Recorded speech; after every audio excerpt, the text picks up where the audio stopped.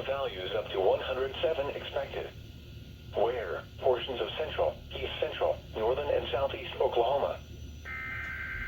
You're late.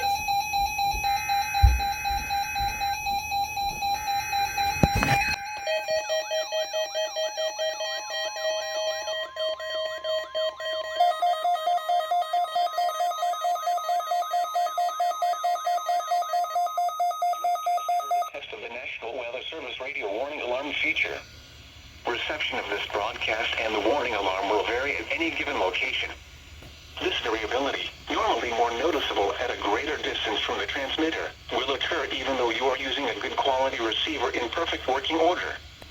During severe weather, the warning alarm will be activated for severe thunderstorm and tornado watches, and for severe thunderstorm, tornado, and flash flood warnings.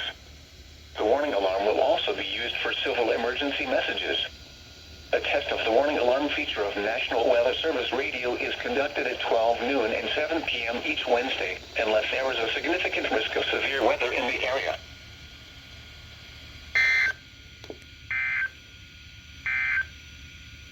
Heat advisory remains in effect from noon today to 8 p.m. Central Daylight. About 2 minutes late.